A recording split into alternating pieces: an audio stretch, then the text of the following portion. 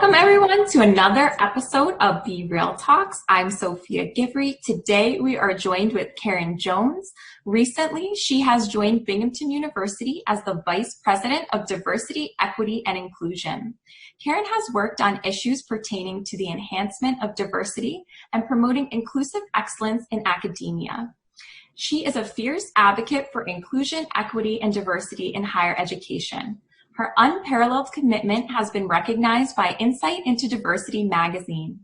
Karen inspires faculty, students, and staff to do better when it comes to addressing social justice and inclusion on campus. And I have no doubt that she will lead and influence positive changes on this campus.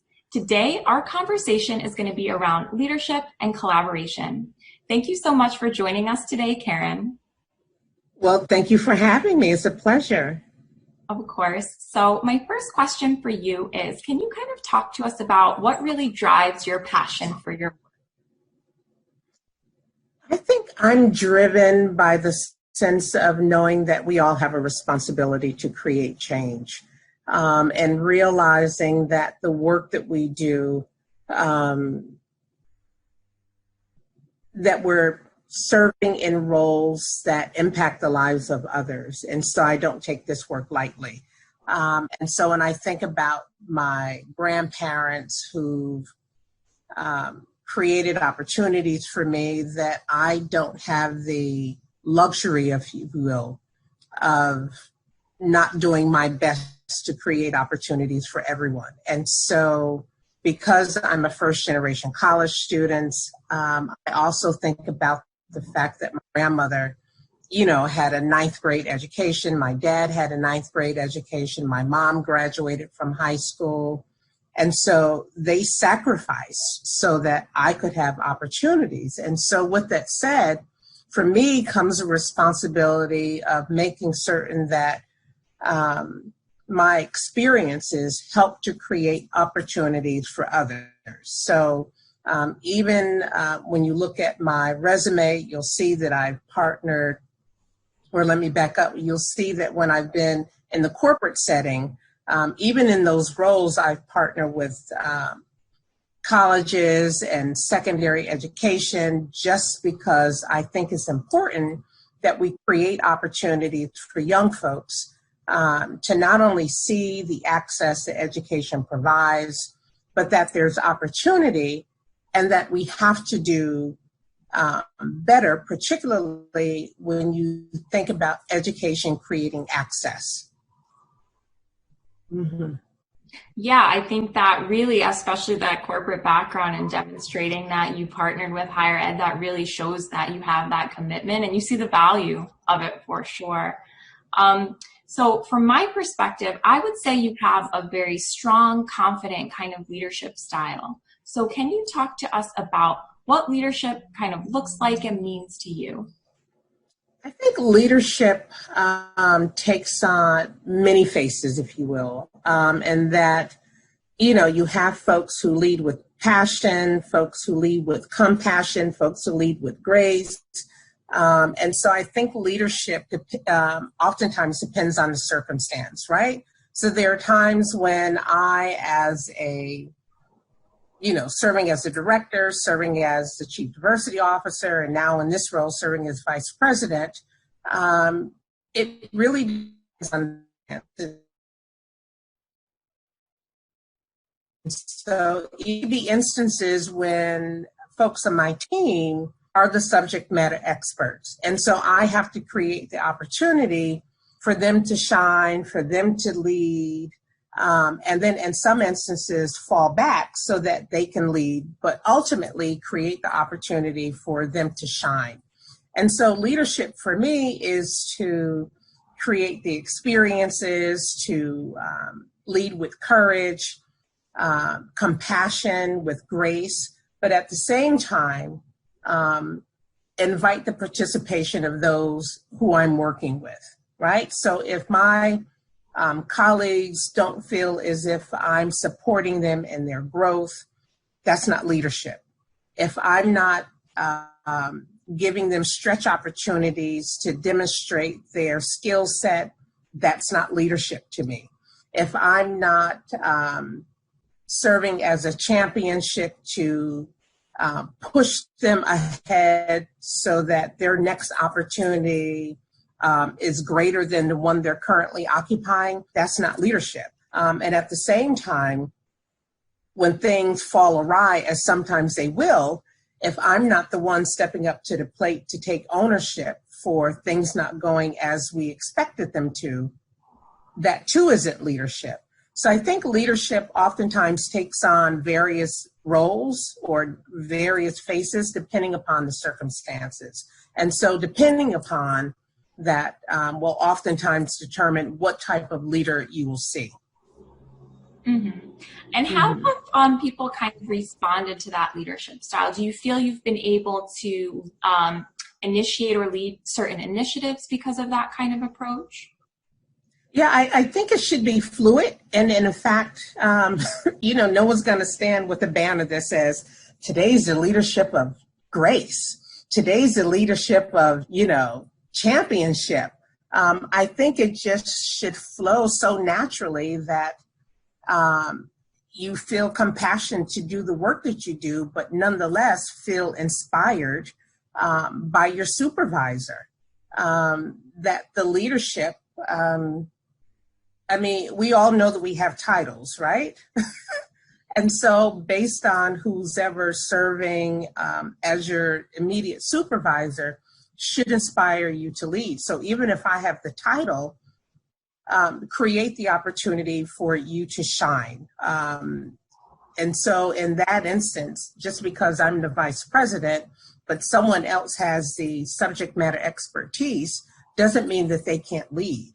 I'm just supporting them in that effort. And so regardless of, again, the circumstances, I think that leadership is fluid enough so that we can all move in the same direction. But ultimately, serving as the officer in charge, I'm the one taking responsibility for it. Yeah, I think that's a really inspiring kind of leadership style, and it is kind of rooted in this advocacy approach. So in thinking about kind of some of the challenges that you've faced as a woman of color in leadership, do you have any tips for others who find themselves in similar situations? Show up. I say, I think any person is going to experience challenges. And so one of the things for me, particularly as a Black woman, and I'm trying to think about those instances where I have faced, difficulty. And part of it has been, just based on personalities. There have been few instances where I felt it was based on race. And even though there have been instances where I've been the only person of color in the leadership ranks,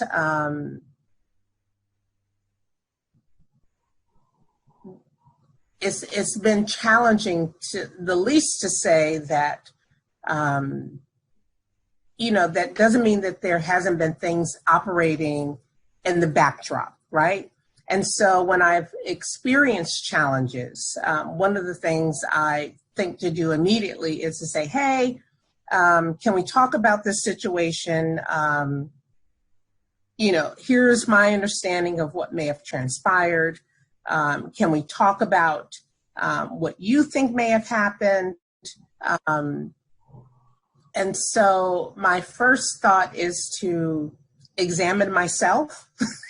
To say, maybe I misunderstood this. Maybe I didn't get that right. And then, I have a council of friends who I bounce ideas off of, right? And so, they're like, well, Karen, maybe you should continue to observe. And then if the behavior continues, then it's like, okay, we need to have a conversation. And so then I will broach the situation with saying, I'm observing this. This is what I'm experiencing. Can we have a conversation because maybe I'm off? I'll own it because I've also observed that sometimes if you say, well, Sophia, you did this you did that, the natural thing for you to do is to become defensive, right? So if I own the behavior, you're more likely to hear what I'm going to say, and then we can have a conversation.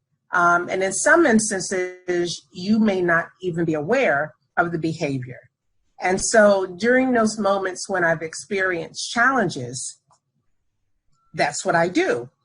And so depending upon the reaction of the person, then determines my next step.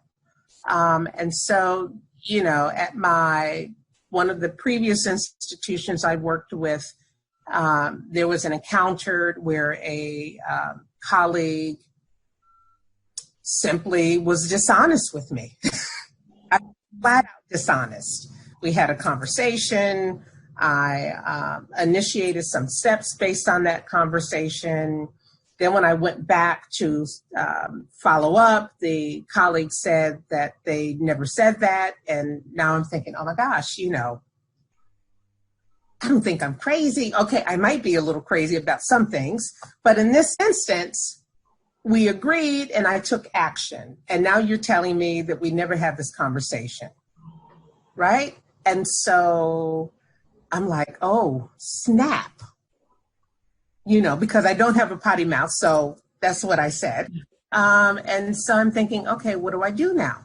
So we went back, had a conversation. The colleague was like, no, I never said that. And so now I'm really in a situation because I put some steps in place based on that conversation. And we could not come to a meeting of the minds. And so we ultimately went to our supervisor to resolve the situation because I wasn't moving and nor was he. And so our supervisor agreed that my approach based on our conversation was the correct decision, the correct direction to move in.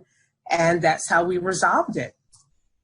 But that situation taught me, based on my encounter with that colleague, never to trust him.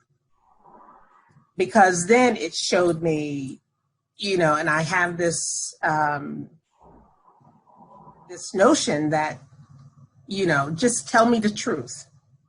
You know, I don't care if you come back and say, Karen, I made a mistake. I had a change of heart. I changed my mind. I can appreciate that better than you telling me we never had this conversation, because that to me is a sign of dishonesty and a lack of integrity. And so once that's gone, I now know that I need to document every conversation we have, which then creates additional work for me. And so once I lose trust, it's difficult for me to get that back. Yeah. Yeah, that's a very reflective process for challenges, right? You thought about it, you didn't kind of jump the gun on it, you go to your counsel, as you say, and then it's so important to have that conversation, right? I think sometimes people don't really want to address kinds of issues like that in the workplace. Yeah. As you shared, having that clear communication is such a great skill for students because... Yeah, and you know, your initial question was, you know, was it a woman of color, right? And so my initial thinking was, Now, I've heard other people describe this person as difficult, right? And that, you know, this person may have difficulty with folks of color, particularly women of color, right? But my thinking was, okay, that's their experience. It's not my experience until it is your experience. And then you start, or at least for me, start looking for patterns of behaviors. I experienced it. Yeah. Yeah, that open mind, right? So you're like, okay, I kind of am aware that I could potentially be going into a situation that isn't the best, but having that open mind and then really assessing the room and seeing what's going on. Yeah. And so you did mention your counsel a little bit and kind of just thinking about collaboration between leaders and colleagues. What do circles of support really mean for you, and how can women go about creating and seeking circles of support? For me, I think it focuses on the circles of support, and you said circles of support, right? Mm-hmm. It focuses on the mission of the institution and what are we all working towards. And so building, for me, that collaborative relationship all hinders on what are we working towards? Are we working towards supporting one another with our career trajectory? Are we working towards supporting other students? Are we working towards moving the institution towards a better place? Are we working on a project? Do we have, common interests around, working towards a PhD? These kinds of things are what I naturally gravitate towards. So if there's a student who has a concern, how do we build that circle of support for the student? And so I'm driven by common goal, making certain that we're focusing on the mission of the institution. How do we help our students to succeed? How do we help our colleagues to succeed? How do we make certain that we're positioning the institution in a way that captures everything that we're doing in a national highlight? These kinds of things are what drive me. How do we make certain that we're supporting our colleagues in a way? So when you talk about circles of support, that to me is what drives me, and how do I contribute to your success? So for example, when you said, hey, I'm thinking about doing this, I want to showcase you. It's like, oh my gosh, I'm someone who does not like being in the limelight, right? But I'm saying, okay, she's reaching out. She has a project she needs to do or wants to do. How do I contribute to her success? At least as it relates to getting this project done. So here you go. Yeah, great, very applicable example right here we are now, and that shows you how you're really committed. This isn't just a statement for you, right? You're really, really committed to the work. It comes through in not only the way you describe your leadership style, but your actions, and really embracing that kind of circle support. And I like how you really link it to the mission, right, of that common mission, common goal. But what about students who they're in workplaces and they're really struggling to kind of adapt to find that commonality because there is that lack of equal representation there? Do you have advice for these students? Yeah, there will more often than not be a lack of representation, particularly depending upon some industries. But what I have found, so even when I think about when I worked for a healthcare industry, right? There were 6 of us in the leadership ranks, 6 out of an organization of nearly 8,500 people. 6. So, excuse me, we're in this large, so we would have quarterly leadership meetings, and we're in this large convention center. Right? And so I'm literally scanning the room to see, okay, who else in this room looks like me? Even though we knew each other were, it's challenging. And so one of the things that I found comforting is to find folks who have a common interest. And so even though you may not find someone who looks like you, there are folks who will have a common interest and build the support around that, whether it's, activities, spirituality, interest in terms of cycling, home, where you're from in terms of your home interest. You can always find that commonality. And so sometimes it's just a matter of saying hello to someone, and that kindred spirit, if you will be like, hi. And so then you're creating this sense of welcomeness that you're not expecting, because it's like, oh my gosh, I'm like my parents say, I'm the only fly in the buttermilk, right? And so, yes, you may be the only fly in the buttermilk, but sometimes that experience can be eye-opening, because you then can appreciate what it means to be unique. And at the same time, you can talk about what that experience means to others in terms of helping them to advance the notion of diversity, equity, and inclusion. So what are we doing to bring others into the fold that look like me, or others who don't look like me, right? What is our commitment to diversity?